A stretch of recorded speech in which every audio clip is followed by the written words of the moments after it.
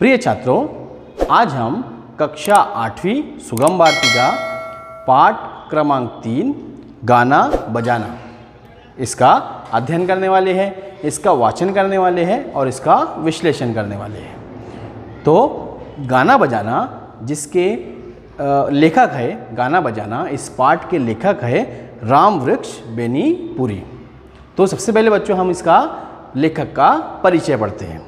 तो देखते हैं परिचय के जन्म यानी रामवृक्ष बेनीपुरी जो है उनका जो जन्म हुआ वो 1899 यानी 1899 में कहाँ पर हुआ? मुजफ्फरपुर बिहार में हुआ। उनका जन्म 1899 मुजफ्फरपुर बिहार में हुआ। फिर बोलता है मृत्यु। अब मृत्यु कब हुई? तो 1968, वो भी कहाँ पर? बिहार में, यानी 1968 में उनकी मृत्यु हुई। और कहाँ पर हुई? बिहार में। अब उनका परिचय देता है कि रामवृक्ष बेनीपुरी जी बहुमुखी प्रतिमा के स्वामी हैं और यशस्वी रचनाकार है। मतलब बहुमुखी, क्या बोलता है? बहुमुखी प्रतिभा मतलब सर्वगुण संपन्न, मतलब बहुत सारे उनके शख्सियत के पहलू है।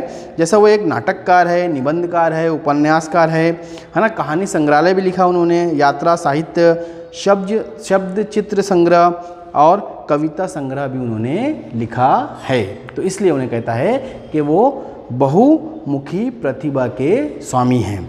मतलब वो उनकी शख्सियत के बहुत सारे पहलू हैं। निबंधकार के रूप में आप प्रसिद्ध है। और जो बेनीपुरी जी है वो निबंधकार के मतलब एक मजमून निगार के तौर पर मशहूर है। अब उनकी प्रमुख कृतियाँ दी हुई है कि भाई उन्होंने क्या क्या लिखा। अब इस गद्य के संबंधी मतलब जो कहानी, जो गद्य हम पढ़ने वाले हैं, जो कथा हम पढ़ने वाले हैं, उसके संबंध में वो बताते हैं क्या लिखा उन्होंने कि प्रस्तुत निबंध में लेखक रामवृक्ष बेनीपुरी जी ने विविध देशों में वाद्य एवं उनके बजाने के ढंग का वर्णन किया है। मतलब अब जो ये पाठ पढ़ने वाले हैं हम, इसमें विविध देशों के मतलब मुख्तलिफ देशों के वाद्यों, मतलब वहाँ पर जो गाना बजाने का जो मतलब इंस्ट्रूमेंट है उनके बारे में बताया है और उनके बजाने के ढंग को यहाँ पर उन्होंने बयान किया है, उसका वर्णन किया है। आपका मानना है कि गाने बजाने का शौक़ सभी देशवासियों के में होता है। मतलब बेनीपुरी जी कहते हैं कि जो गाना बजाना है ये सभी देशवासियों के मतलब यहाँ पर राइज है। ये सभी देशों में गाने बजाने का जो वो होता है, निवासियों में शौक़ होता है। प्रिय छात्रों, अब हम इस पाठ का अध्ययन करते हैं, इस पाठ का वाचन करते हैं। पी पी पू पू। कोई बच्चा बेतहाशा रो रहा है, चुप कराने की कितनी भी कोशिश आप कर रहे हैं वो चुप नहीं होता। बस आप एक पिपूही लेकर उसके नज़दीक बजा दीजिए, वो चुप, शायद मुस्कुरा भी पड़े, उसे लेने के लिए जिद तो करेगा ही। मतलब बेनीपुरी जी इस पैराग्राफ में कहते हैं जैसे ही पैराग्राफ शुरू होता है पी पी पू पू, मतलब कोई पिपूही की आवाज़ है। अब पिपूही किसे बोलते हैं? बांसुरी को। तो यहाँ पर लेखक कहते हैं कि भाई जैसा कोई बच्चा है अगर रो रहा है, अगर आप उसे चुप कराने की बहुत ज़्यादा कोशिश कर रहे हैं तो वो चुप नहीं होता है। लेकिन जैसे ही आप उसके सामने उसे पिपूही दे देते हैं और या उसके सामने पिपूही बजा देते हैं, बांसुरी बजा देते हैं, तो वो चुप हो जाता है और शायद वो मुस्कुरा भी दे। चुप तो हो ही जाएगा, शायद वो मुस्कुरा भी दे और आपसे पिपूही लेने की वो जिद तो करेगा ही। नेक्स्ट देखते आगे का पैराग्राफ। बाजे की ये करामात है ही, बाजे की ये करामात है ही, लोगों का तो कहना है जिस समय मनुष्य जाति अपने बचपन में रही होगी, विद्या बुद्धि का आज जैसा विकास नहीं हुआ होगा, उस समय भी गाने बजाने का शौक़ ज़रूर हुआ होगा। गाने के ज़रिए हम अपने दिल के उच्च आवाज़ को प्रकट करते हैं। बाजा उस गाने को भड़कदार और दिलचस्प बना देता है। आज संसार के पिछड़े से पिछड़े देश में जाइए, आप वहाँ गाना बजाना ज़रूर पाएंगे। लेखक कहते हैं अब कि भाई जो गाना बजाना है ये संसार के सभी देशों में है, संसार के सभी देशों में है और सभी जातियों में है, बस इनके ढंग अलग अलग है। और लेखक कहते हैं कि भाई गाने बजाने से हम क्या कहते हैं, अपने दिल की जो उच्च आवाज़ है, मतलब अपने दिल की जो मतलब आरजू है, जो उम्मीद है, उसे क्या करते हैं, एक्सप्रेस करते हैं, बयान करते हैं। और गाना उन्हें तड़क भड़क कर देता है, जो बाजा है उसे तड़क भड़क कर देता है। लेखक कहते हैं कि पुराने ज़माने में, बहुत साल पहले, जब मानव जाति आज की तरह विकसित नहीं हुई होंगी, उस वक्त भी जो है, उस समय भी जो है, लोग विद्या और बुद्धि का जब इतना विकास नहीं था, अपने जो मतलब दिल के जो एक्सप्रेशंस थे, जो फीलिंग्स थी, वो गाने बजाने के ज़रिए से क्या करते थे, एक्सप्रेस करते थे। वो कहता है पहले कौन सा बाजा बना होगा, मतलब पहले कौन सा बाजा बना होगा, इसका अंदाज़ लगाने वाले कहते हैं कई चीज़ें इकट्ठा करके उन्हें पीट कर शब्द निकालने की चेष्टा की गई होगी। लोग कहता है लेखक कि पहले कौन सा गाना बना होगा, तो ये इसका जवाब, इसी उत्तर में कहता है कि बहुत सारी चीज़ों को इकट्ठा की गई होंगी, और उन इकट्ठा की गई चीज़ों से क्या किया होगा, पीट कर उसमें से स्वर निकाले होंगे, है ना। चेष्टा की गई होंगी यानी कोशिश की गई होंगी।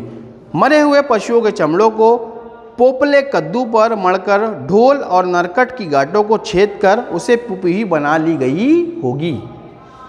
मतलब लेखक कहते हैं कि जो मरे हुए जानवर है, उनके जो चमड़े हैं, उनका भी प्रयोग करते हुए ढोल बनाया गया होगा। जो कद्दू है उसे छेद कर या उसमें सुराख कर बांसुरी बनाई गई होंगी या पिपुही बनाई गई होंगी। किसी पोपली चीज़ में छोटे छोटे कंकड़ रखकर उसे हिलाने डुलाने का एक प्रकार से भी स्वर निकलता होगा, झुंझुना बनाने की कल्पना की गई होगी। मतलब लेखक कहते हैं किसी खोखली चीज़ में अगर कोई कंकड़ भी डाला गया होगा और उसे हिलाया गया होगा, तो वहाँ से स्वर निकल रहे होंगे और उससे झुंझुना बनाने की कल्पना की गई होगी। आज भी बहुत से देशों में 3 बाजे हैं। मतलब अब ये बाजों के टाइप्स बताता है, प्रकार बताता है कि 3 ही किस्म के होंगे, 3 प्रकार के होंगे। कौन कौन से? ढोल, पिपुही और झुंझुना। मतलब एक तो ढोल है, एक पिपुही मतलब बांसुरी है और एक झुंझुना। चाहे उनका आकार प्रकार अलग हो, मतलब उनको देखने से वो अलग अलग दिखते होंगे अलग अलग देशों के, लेकिन ये 3 बेसिक टाइप है। ये जो 3 है, ये ढोल, पिपुही और झुंझुना। इन तीनों के सहारे ही नाना तरीके के स्वर निकाले जाते हैं। अब बच्चों जो स्वर है इसको हम उर्दू में सुर भी कहते हैं, मतलब आवाज़ें जो है।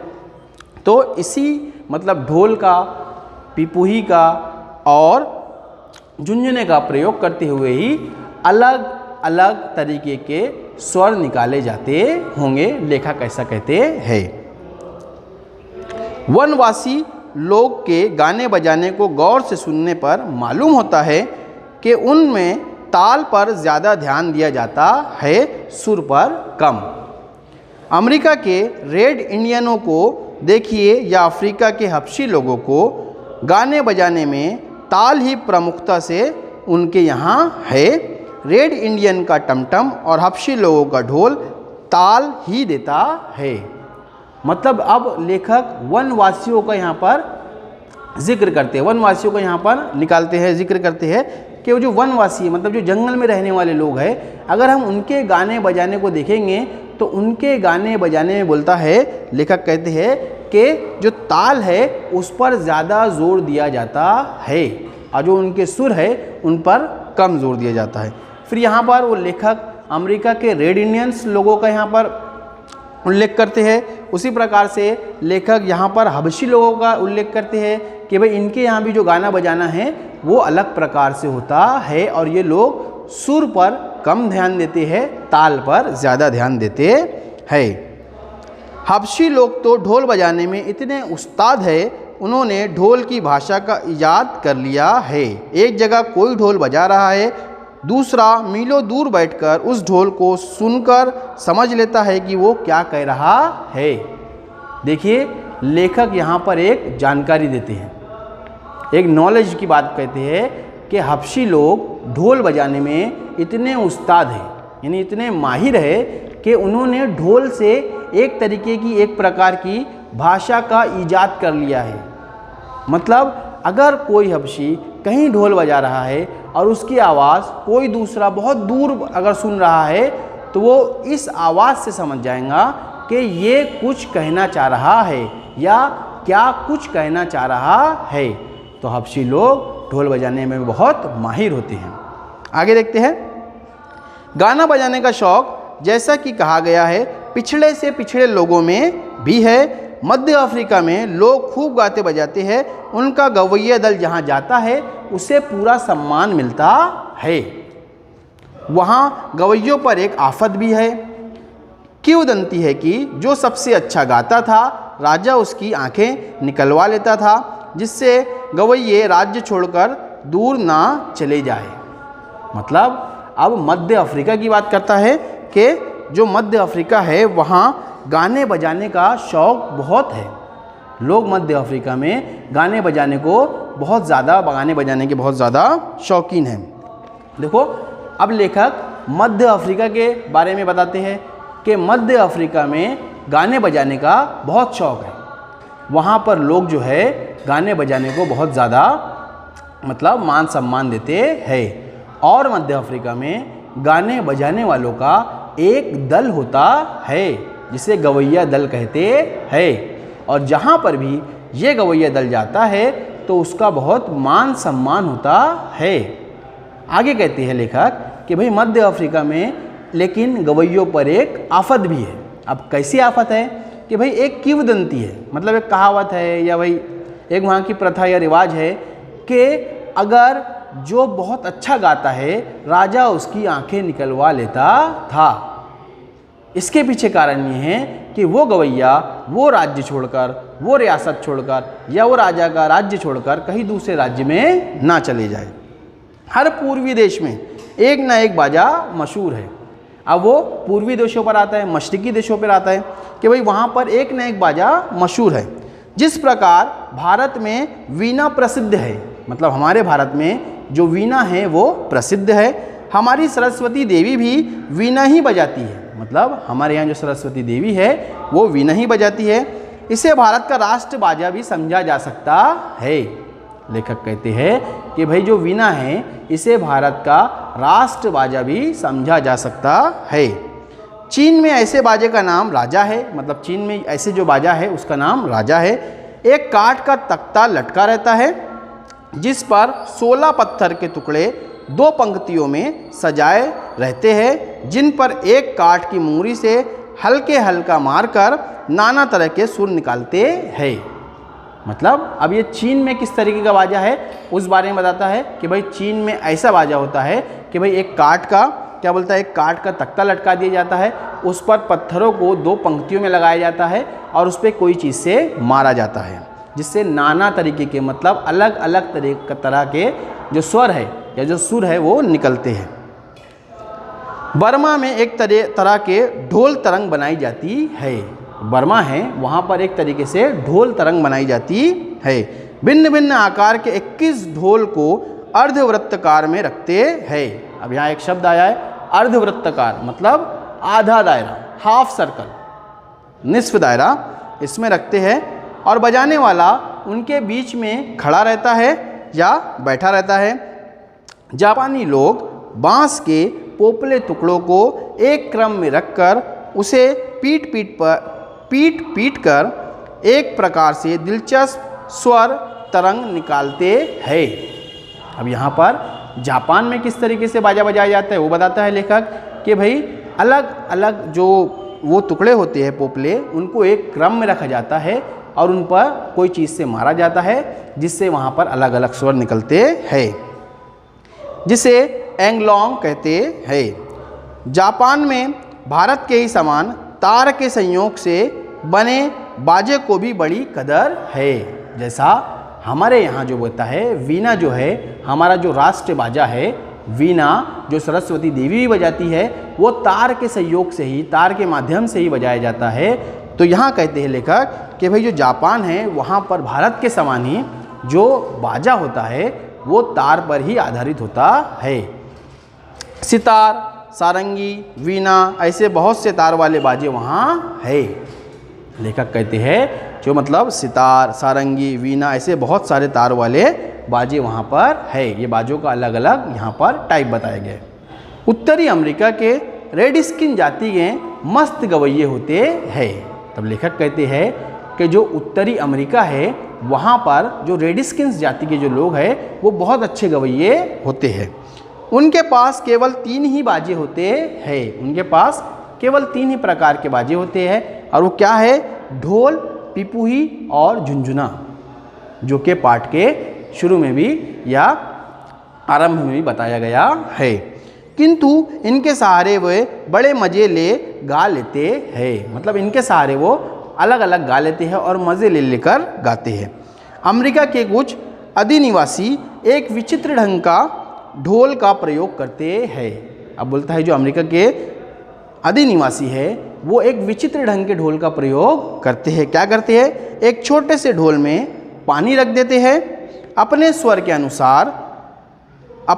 के अनुसार बनाने के लिए गवैये बार बार पानी में कमी या बेशी करते हैं। मतलब लेखक कहते हैं कि अमेरिका के जो आदि निवासी है वो एक विचित्र ढोल का प्रयोग करते हैं, है ना। कैसा करते हैं कि वो एक ढोल में पानी रखते हैं और अपने स्वर के अनुसार उसे कम या उसे ज़्यादा करते हैं। जो कमी या बेशी ये शब्द आया है उसका अर्थ ये है कम या ज़्यादा। अब देखते हैं छात्रों, आखिरी पैराग्राफ बचा हुआ है हमारा। कुछ बाजे तो खूब ही विचित्र होते हैं, मतलब बहुत अलग तरीके के होते हैं, बहुत विचित्र होते हैं।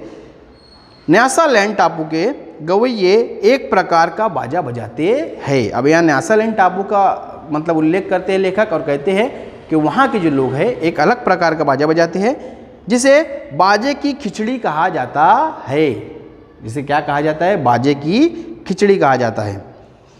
पैर में अखरोट के छिलके बांधे रहते हैं जिनके भीतर पत्थर के छोटे छोटे टुकड़े होते हैं। हाथ में एक तार वाला बाजा रहता है जिसके सिरे से घंटी लटकती रहती है। मतलब लेखक जो है बेनीपुरी जी वो ये न्यासालैंड टापू के जो लोग हैं उनके गाने को या उनके बाजे को बाजे की खिचड़ी क्यों कहते हैं? क्योंकि वो बड़ा ही टिपिकल टाइप का है। अब कैसा है वो यहाँ बताते हैं कि पैर में अखरोट के छिलके बांधे होते हैं, उसके बाद जिनके भीतर पत्थर के छोटे छोटे टुकड़े होते हैं। मतलब वो लोग पैरों में अपने अखरोट के छिलके बांधते हैं और उसके अंदर छोटे छोटे क्या होता है? कंकर होते हैं, टुकड़े होते हैं पत्थर के। हाथ में तार वाला बाजा रहता है, हाथ में तार से बजने वाला बाजा रहता है। और क्या कहते हैं? जिसके सिरे से घंटी लटकती रहती है। जब वे गाते हैं एक ही साथ झुनझुने, घंटी और तार की आवाज़ मिलती है ना। अब क्या बोलते हैं कि भाई ये जो न्यासालैंड टापू के लोग हैं जब वो गाते हैं तो एक साथ मतलब वो तार की आवाज़, वो घंटी की आवाज़ और वो पत्थर की आवाज़ एक के बाद एक मतलब मिलती जुलती है। फिजी के आदिवासी एक लंबी सी बंशी नाक से बजाते हैं। अब देखो यहाँ फिर एक शब्द आया है बंशी, मतलब यहाँ पर उसका मतलब हम उर्दू में उसे बांसुरी कहेंगे। तो जो फिजी के लोग हैं वो एक तरीके की बांसुरी बजाते हैं। कैसे बजाते हैं? बंशी बजाते हैं। कैसे? नाक के सहारे से या नाक का उपयोग करते हुए वो बजाते हैं। मलाया में ऐसी विचित्र बंशी देखी जाती है। मैक्सिको में जो काठ का मरिम्बा का प्रयोग किया जाता है उस पर एक साथ 4-4 आदमी बाजा बजा लेते हैं। हमारे देश का सिंगा भी दूसरे देशवासियों के लिए कुछ आश्चर्यजनक बाजा नहीं है। मतलब यहाँ पर मलाया का भी उल्लेख करते हैं लेखक और मैक्सिको के मरिम्बा का कहते हैं कि भाई उस पर एक साथ 3 से 4 लोग भी बाजा बजा लेते हैं। और फिर कहते हैं कि भारत का जो सिंगा है वो दूसरे देशवासियों के लिए वो भी एक विचित्र प्रकार का क्या है? ढोल समझा जाता है। तो बच्चों इस प्रकार से ये जो हमारा पाठ था गाना बजाना, इसका वाचन और इसका विश्लेषण पूर्ण होता है। अगले वीडियो में हम इसकी कृति और इसका स्वाध्याय देखेंगे।